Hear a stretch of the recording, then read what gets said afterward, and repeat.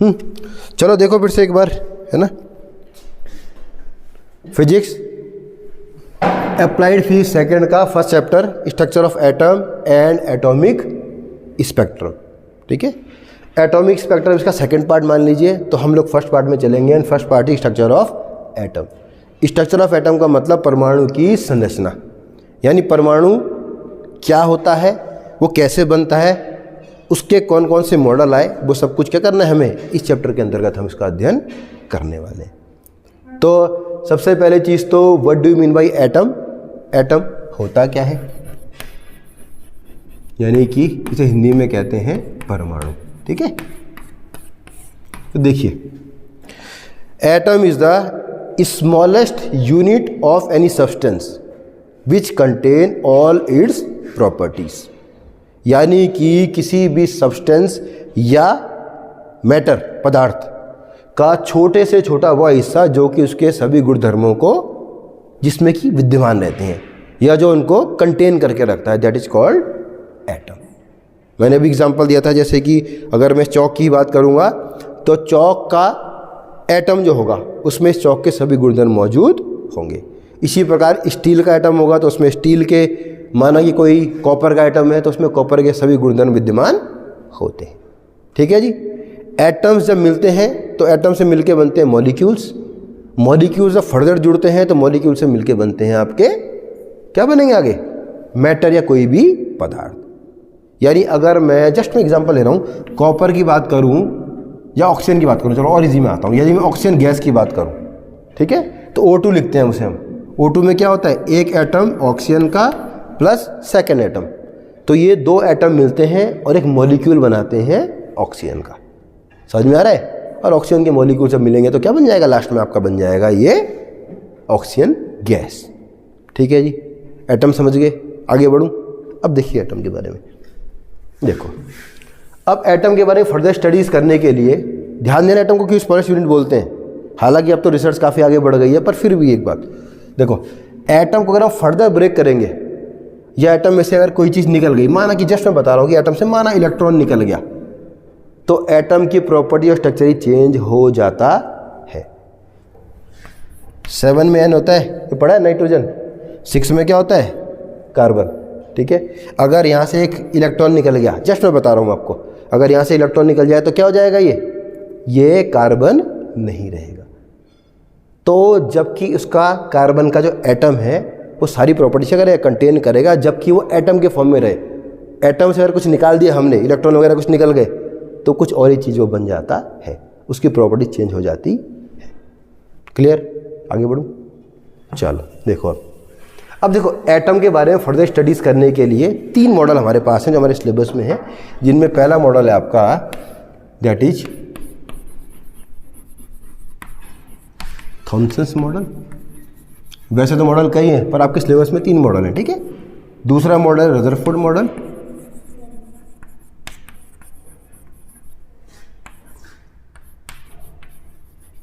और तीसरा मॉडल है आपका बोहर मॉडल।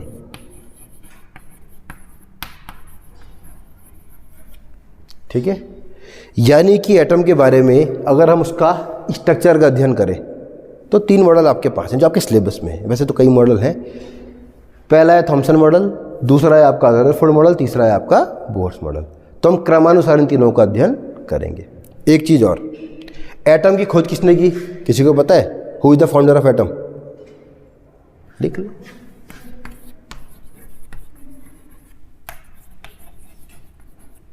जॉन डाल्टन है, एक साइंटिस्ट हैं जिन्होंने किया कि एटम की सबसे पहले खोज की। ठीक है, वैसे तो हमारे शास्त्रों में कई बार एक महर्षि कर्णाद का नाम भी आता है कि उन्होंने भी कहीं खोजा था, बट अगर हम ऑथेंटिकली बोलें तो डाल्टन जो है जिन्होंने एटम की खोज की थी, और सिर्फ खोज की थी। उन्होंने बताया था कि एटम कोई चीज़ होती है जिसमें कि किसी पदार्थ के सभी गुणधर्म मौजूद होते हैं। क्लियर? आइए आगे। तो देयर आर 3 टाइप्स ऑफ या 3 models to define structure of atom: Thomson model, Rutherford model and Bohr's model. तो इनका अध्ययन करते हैं हम लोग। चलिए, सबसे पहला मॉडल हम देखेंगे थॉमसन मॉडल। समझना इसको ध्यान से, यह इसका नाम है सर जे थॉमसन मॉडल, और अच्छा लिख लेंगे। लगभग 1811 में आया था इनका मॉडल। ठीक है जी। अब इन्होंने क्या कहा, इन्होंने ये बताया कि जो एटम होता है आपका, atom is like a watermelon, यानी कि तरबूज। इनके मॉडल को हम लोग बोलते हैं, पहले समझ लीजिए, प्लम पुडिंग मॉडल या वाटरमेलन।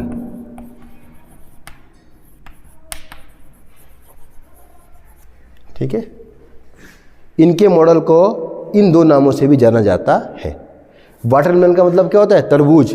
तरबूज देखा होगा, देखिए होता क्या है। इन्होंने ये बोला कि जो एटम होता है that is like a watermelon, वो तरबूज की तरह होता है, जिसमें कि जो उसका पॉजिटिव हिस्सा है वह एक क्लाउड की तरह क्या होता है, फैला होता है। यानी कि तरबूज का जो मेन हिस्सा है पूरा का पूरा, वो बना है आपका पॉजिटिव चार्ज से। ये वाटरमेलन है, जिसमें कि जैसे तरबूज में क्या होता है, बीच में बीज होते हैं ना, काले रंग के बीज होते हैं तरबूज में, तो जो काले रंग का हिस्सा है, जो उसके बीज हैं, सीड्स हैं, that is like negative charge. तो तरबूज का जो लाल वाला हिस्सा है, जो पूरा हिस्सा है, that is made from positive charge and the seeds are made from negative charge. This is the Thomson model, जिसे हम लोग कहते हैं प्लम पुडिंग या वाटरमेलन मॉडल। इसके अनुसार परमाणु का सारा हिस्सा धनात्मक चार्ज से बना है, जिसमें कि ऋणात्मक चार्ज तरबूज के बीज की तरह से इंसर्ट किए हुए रहते हैं, घुसे हुए रहते हैं। This is the Thomson model. ये क्लियर? तो उन्होंने दो चीज़ निकाल दी। देखो इसमें उन्होंने क्या बताया, एक चीज़ तो पहले ये निकली कि पॉजिटिव और नेगेटिव चार्ज दोनों एक एटम के अंदर मौजूद रहते हैं। उन्होंने एक चीज़ और बताई इसमें, उन्होंने कहा इक्वली डिस्ट्रीब्यूट रहते हैं ये आपका। ऐसा नहीं है, माना कि मैं इसके 3 हिस्से कर दूँ, मैं इसे काट दूँ, लेट मैंने इस एटम के 3 हिस्से किए, तो इन हिस्सों में पॉजिटिव और नेगेटिव चार्ज का जो रेशियो लगभग बराबर रहेगा। उन्होंने कहा तीनों हिस्सों में बराबर बराबर नेगेटिव पॉजिटिव चार्ज रहते हैं। यानी कि उन्होंने एक चीज़ और निकाल दी थी, number of proton is equal to number of electrons.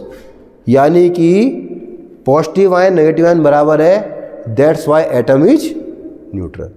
तो ये था आपका जे थॉमसन का मॉडल। कोई दिक्कत इसमें? ठीक। अब इसकी कमियां देखो, कमियां क्यों ये मॉडल फेल हो गया आपका। पहली बात तो ये है कि अभी तक ढंग से डिफाइन ही नहीं कर पा रहा है स्ट्रक्चर को, काफ़ी कमियां है इसमें। पहली बात तो अगर पॉजिटिव और नेगेटिव साथ में रह रहे हैं तो इनके बीच कौन सा फोर्स लगता है, इलेक्ट्रोस्टैटिक फोर्स।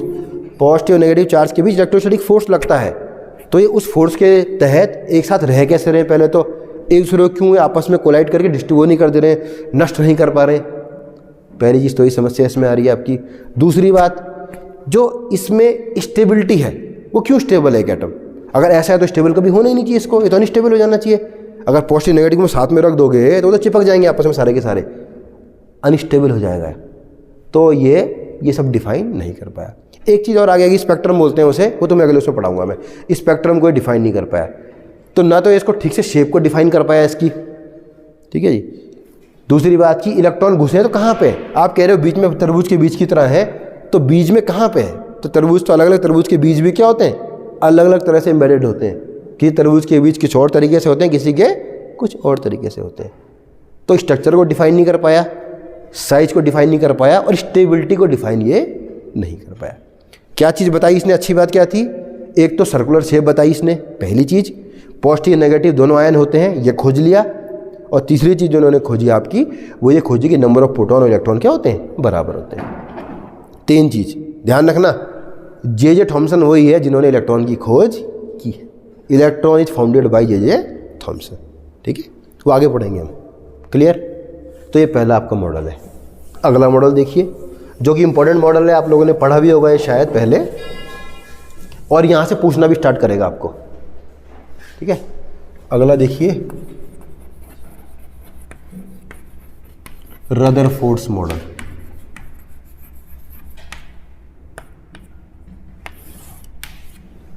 ठीक, देखिए सेकंड मॉडल आया रदरफोर्ड मॉडल। ये काफ़ी लेट आया था मेरे ख्याल से, लगभग पहले तो थॉमसन मॉडल को ही माना गया कि, तो थॉमसन मॉडल की वो क्या है मेन, मतलब क्यों उस मॉडल को हम लोग इतनी इंपॉर्टेंस देते हैं। पहला मॉडल था जिसने बताया कि पहली बात तो एटम होते हैं और एटम लगभग इस शेप में होते हैं। तो डिस्कवरी की एक तरह से उन्होंने उसकी एटम की, और कहीं ना कहीं पॉजिटिव जो नेगेटिव का ही बताया कॉन्सेप्ट, वो भी सही था। रदरफोर्ड साइंटिस्ट आए, एक्सपेरिमेंट किया, इनके मॉडल को बोलते हैं हम लोग अल्फा स्कैटरिंग मॉडल या एक्सपेरिमेंट भी कहते हैं इसे, ठीक है। इसमें अल्फा पार्टिकल को एक पतली सी गोल्ड फॉइल में बॉम्बार्ड किया जाता है और देखा जाता है कि उसकी स्कैटरिंग यानी छितराना अलग अलग दिशाओं में वो किस तरह से हो रही है। देखो उन्होंने क्या किया, इसे मानिए अल्फा पार्टिकल, ठीक है। अल्फा पार्टिकल जो होता है वो होता है एक्चुअली हीलियम का न्यूक्लियस। हीलियम एक गैस होती है, ये होती है 2He4, ये इसका क्या है आपका फार्मूला। अगर इसमें से मैं 2 इलेक्ट्रॉन निकाल दूंगा तो क्या बन जाएगा, अगर 2 इलेक्ट्रॉन निकल गए तो हीलियम का न्यूक्लियस। तो alpha particle is called helium nucleus, ठीक है। या मैं ये कह सकता हूं डबल आयोनाइज्ड हीलियम आयन, ठीक है। 2 इलेक्ट्रॉन इसमें से निकाल दो। तो देखिए क्या हुआ, अल्फा पार्टिकल लिया, उसकी बम्बार्डमेंट की गई, एक पतली सी गोल्ड फॉइल ली, ठीक है। सोने की पतली सी फॉइल ली, बिल्कुल कितनी 10⁻⁻⁹, बहुत ही बारीक फॉइल, इतनी पतली फॉइल, उसे बम्बार्डमेंट की। एक्चुअली होता क्या आपका, इतनी पतली फॉइल इसलिए ली गई क्योंकि ये एटॉमिक लेवल पे चली आती है, फिर वो अभी पढ़ोगे आप आगे। तो बहुत पतली फॉइल मतलब एटॉमिक लेवल पे हम चले गए, बॉम्बार्डमेंट की गई और पीछे लगाया, पूरा ऐसे घूम के स्क्रीन लगाई हुई ऐसे करके, ये स्क्रीन लगी है। तो देखा कि इसके बाद क्या होता है आपका, ठीक है। ये उनका एक्सपेरिमेंट है आपका। तो एक्सपेरिमेंट के दौरान देखा गया कि मैक्सिमम अल्फा पार्टिकल क्या हुए, सीधे निकल के स्ट्राइक करने लगे, बिना डेविएट में पास कर गए और पीछे स्क्रीन में क्या हो गए, वो दिखाई देने लग गए, ठीक है। बहुत कम अल्फा पार्टिकल ऐसे थे जो बीच की तरफ, जैसे हम सेंटर की तरफ बढ़ते रहेंगे, कुछ अल्फा पार्टिकल ऐसे थे बिल्कुल मान के चलो कि पीछे जो आ गए वो तो 99.99% तो क्या है, या 9% मान लीजिए, इतने पार्टिकल तो एंड डेविएशन के साथ आगे चले गए। बहुत कम 0.0 लगा लो, कितना कम होगा। उनमें हल्का सा डेविएशन आया, 10 डिग्री का, किसी में 15 डिग्री का, किसी में 5 डिग्री का, यानी कि लेस देन 90%। इस डेविएशन के साथ बहुत कम पार्टिकल क्या हुए, डेविएट कर गए या स्कैटर्ड हो गए। वो यहाँ पे दिखे स्क्रीन में, कोई यहाँ पे दिख रहा है, मैक्सिमम तो यहाँ पे आ गए, कुछ इधर उधर दिखे आपके, ठीक है। And a very few particle, इससे भी बहुत कम, बिल्कुल ना के बराबर, वो बिल्कुल जैसे बीच में टकराए तो 90 से ज़्यादा के एंगल में क्या हो गए, वापस आ गए। कोई यहाँ चला गया, कोई इधर चला गया और कोई रिवर्स बैक करके वापस आ गया। यानी कि number 3, a very few particles, बिल्कुल सेंटर के पास जो थे वो 90 डिग्री से ज़्यादा डेविएशन के साथ वापस की ओर लौट गए। 90 से ज़्यादा का होगा तो क्या होगा, अपनी डायरेक्शन में वापस आ जाएगा। कुछ तो ऐसे थे, कुछ का मतलब 20,000 में से कोई एक, जो कि रिवर्स बैक करके आ गए। तो ये एक्सपेरिमेंट उन्होंने किया। देख लो 3 चीज़ें हुई इसमें, मैक्सिमम अनडेविएटेड, बहुत कम जो कि 10 डिग्री 15 डिग्री पे डेविएशन, और बिल्कुल 0.01% या 0.01% जो ऐसे थे जो कि भयानक डेविएशन के साथ क्या हुए, स्कैटर्ड हुए। कुछ तो बाउंस बैक करके वापस आ गए। These experiment. अब देखो इससे क्या किया उन्होंने ये देखने के बाद क्या ऑब्जर्व किया और क्या रिजल्ट दिए। तो उन्होंने क्या क्या बताया, देखिए इसमें, ठीक है। तो पहली चीज उन्होंने बोली,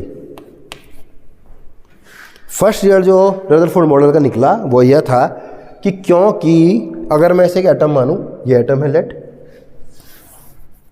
क्योंकि मैक्सिमम पार्टिकल बिना डेविएशन के साथ सीधे निकल गए, इसका मतलब ये है कि एटम का ज़्यादातर हिस्सा जो है वो क्या एकदम खाली है, हॉलो है, ठीक है जी। दूसरी बात, कुछ पार्टिकल्स जो बिल्कुल 10 डिग्री 15 डिग्री डेविएशन के साथ आए, जबकि हम सेंटर की ओर बढ़ रहे थे, जब बीच में जा रहे थे हम परमाणु के, अल्फा पार्टिकल जो होता है उसमें होता है पॉजिटिव चार्ज। देखिए मैंने अभी आपको बताया था, हीलियम के उससे अगर 2 इलेक्ट्रॉन निकल जाएंगे तो क्या बचेगा, पॉजिटिव चार्ज बचेगा, क्योंकि अल्फा पार्टिकल पॉजिटिवली चार्ज है और ये बीच में जाने की ओर डेविएट हो रहे हैं। तो उन्होंने निष्कर्ष निकाला कि बीच में कोई पॉजिटिव चार्ज यहाँ पर रखा हुआ है। तीसरा रिजल्ट निकला, जो बिल्कुल वापस आ रहे थे यहाँ पे, वापस आने का मतलब एकदम बीच में कोई ऐसी चीज़ रखी हुई है जिसमें कि पूरा पॉजिटिव चार्ज क्या है, कॉन्सनट्रेट हो रखा है। कोई बहुत भारी और तगड़ी चीज़ रखी हुई है जो कि अल्फा पार्टिकल जिसकी बम्बार्ड किया जा रहा है, बहुत तेज़ी से फेंका जा रहा है, मतलब फायर किया है एक तरह से, उसे वापस कर दे रहा है। तो इतना ताकतवर कुछ है जो बीच में रखा हुआ है। ठीक है, अब देखो रिजल्ट नंबर 1। अब मैं रिजल्ट में आ रहा हूँ सीधे, इसके रिजल्ट क्या निकले इसके बाद ना। तो उन्होंने पहला रिजल्ट निकाला। ठीक है, पहला क्या है, एटम का मैक्सिमम पार्ट क्या आपका है, एम्प्टी है। ठीक है, मैक्सिमम पार्ट क्या है, एम्प्टी है। बीच वाला हिस्सा बहुत छोटा सा हिस्सा, वहां पर क्या है, संपूर्ण पॉजिटिव चार्ज जो है एटम के ठीक बीच में छोटे से हिस्से में रखा जाता है, जिसे हम लोग बोलते हैं न्यूक्लियस। तो यानी कि न्यूक्लियस को भी इन्होंने क्या किया, खोज लिया। ठीक है, एटम के ठीक बीच में एक सारा का सारा पॉजिटिव चार्ज और सारा का सारा मास जो है वो कॉन्सेंट्रेट हो रखा है, and that is called nucleus. Size भी बताया इन्होंने ये भी बताया कि साइज क्या है। एटम का साइज होता है लगभग 10⁻⁻10 मीटर का, ये एटम का साइज है। ठीक है, जबकि न्यूक्लियस का साइज है 10⁻15 मीटर का। ध्यान देना, यानी कि रदरफोर्ड ने एक्सपेरिमेंट के माध्यम से एटम और न्यूक्लियस के साइज को भी डिफाइन कर दिया। अंतर देखो कितना है दोनों के बीच, ये एंगस्ट्रॉम बोलते हैं इसे, 10⁻⁻10, और -15 का मतलब 1 लाख गुने का अंतर है दोनों के बीच। इसका मतलब ये है कि अगर मैं ये मान के चलूँ, इस चौक को मान लो, ठीक है जी, अगर मैं ये कहूँ कि ये पूरा कॉलेज, जितना बड़ा कॉलेज है इससे बड़ा ही और मान के चलो, ये पूरा कॉलेज अगर एक एटम है तो न्यूक्लियस सिर्फ इस चौक के बराबर है, इतना छोटा। समझ में आ रहा है ना। इतना जो स्पेस है वो क्या है, एम्प्टी स्पेस है। तो क्या क्या दिया इन्होंने, एक तो इन्होंने पहली चीज़ दी, सारा का सारा मास और पॉजिटिव चार्ज बीच में रखा हुआ है, दैट इज कॉल्ड न्यूक्लियस, और उसका साइज क्या है, ये है आपका। क्लियर, आगे बढ़ो। इन्होंने कहा कि एम्प्टी स्पेस में नेगेटिव चार्ज यानी कि इलेक्ट्रॉन, देखो ये हो गया न्यूक्लियस। इसके अलावा इस एम्प्टी स्पेस में, ठीक है, नेगेटिव चार्ज या इलेक्ट्रॉन्स चारों ओर चक्कर लगाते रहते हैं। ठीक है, एम्प्टी स्पेस में क्या है, इलेक्ट्रॉन्स है, जो क्या है आपका चारों तरफ घूम रहे हैं। तो ये इनका क्या था, मॉडल था, this is called Rutherford model. और उन्होंने क्या क्या डिफाइन कर दिया आपका, देखिए क्या क्या चीज़ आ गई आपकी। एक तो उन्होंने ये बता दिया कि इसमें क्या है, पॉजिटिव चार्ज न्यूक्लियस है बीच में, इसमें सारे प्रोटॉन्स रखे हुए हैं या पॉजिटिव चार्ज रखे हुए हैं। बाकी बहुत सारा स्पेस जो एम्प्टी है उसमें इलेक्ट्रॉन्स क्या चारों ओर रिवॉल्व कर रहे हैं। नंबर ऑफ प्रोटॉन और इलेक्ट्रॉन इक्वल होते हैं, पहले मॉडल में आ चुका था, वो इन्होंने अपने मॉडल में भी जोड़ दिया इस चीज़ को। तो ये सारी चीज़ें क्या रदरफोर्ड मॉडल में है। देखो इसे कोई दिक्कत तो नहीं आ रही रदरफोर्ड मॉडल में, ये क्लियर है। एक्सपेरिमेंट और क्या रिजल्ट निकाला उन्होंने, 3 चीज़ें वैसे इसमें, एक्सपेरिमेंट, ऑब्जर्वेशन और रिजल्ट। इंपॉर्टेंट ये पूछता है आपसे। क्लियर, आगे बढ़ूँ, अभी समझो इसमें, अभी थोड़ा सा ये समझना है अभी। ठीक है, अब देखो इसकी समस्या क्या आ रही है, शॉर्ट कमिंग क्या है। मॉडल तो रदरफोर्ड मॉडल ने काफ़ी अच्छा दिया और काफ़ी चीज़ों को डिफाइन भी कर दिया, लेकिन दिक्कत या समस्या इसमें क्या आ रही है, देखिए पहली चीज़, ये 2 चीज़ों को डिफाइन नहीं कर पाया। क्या लिखो, लिमिटेशन लिख देता हूँ इसकी, यानी कि क्यों अगले मॉडल को आना पड़ा, बोहर के मॉडल को इंट्रोड्यूस करना पड़ा। अगले मॉडल के आने का मतलब ये है कि इसमें कुछ कमियां रही होंगी। देखिए क्या कमी है। पहली बात है इसकी स्ट्रक्चर,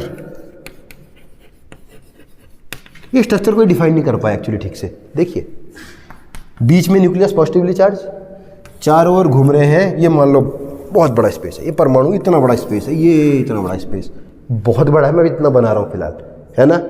अब देखिए इसमें इलेक्ट्रॉन्स घूम रहे हैं चारों ओर, ये तो हमको पता है, कहाँ पर घूम रहे हैं ये हमको नहीं पता। मैंने तुम्हें ही बोला, अगर चौक के बराबर एटम है और इस कॉलेज के बराबर इलेक्ट्रॉन है, तो कॉलेज में इलेक्ट्रॉन किस जगह पे रहेगा ये तो पता हो। तो ये चीज़ डिफाइन इसमें नहीं हो पा रही थी। इलेक्ट्रॉन घूम रहा है, पर वो यहाँ पर घूम रहा है, वो यहाँ पर घूम रहा है, वो यहाँ पर घूम रहा है, कहाँ पे घूम रहा है ये इसमें कहीं से भी नहीं पता चल रहा है आपका। बस ना बताइए कहीं है और घूम रहा है, चारों तरफ घूम रहा है, इतना तो उन्होंने बता दिया था आपका। तो पहली चीज़ है, स्ट्रक्चर को अभी तक ठीक से डिफाइन नहीं किया गया, एक समस्या। दूसरी समस्या देखो, सेकंड प्रॉब्लम ये है, क्योंकि इलेक्ट्रॉन इसके चारों ओर क्या है, चक्कर लगा रहा है, और कोई भी चीज़ अगर चारों ओर घूमती है तो घूमते समय क्या होता है, एनर्जी की ज़रूरत होती है। यानी चक्कर लगाता कोई भी एटम एनर्जी को रेडिएट करता है, इससे क्या निकलती है, एनर्जी निकलती है। कोई घूम रहा है, इसकी कुछ वेलोसिटी होगी जो हर पॉइंट पे चेंज हो रही होगी, वेलोसिटी चेंज होगी तो एक्सेलरेशन होगा, एक्सेलरेशन होगा तो एनर्जी क्या करेगा, रेडिएट करता है।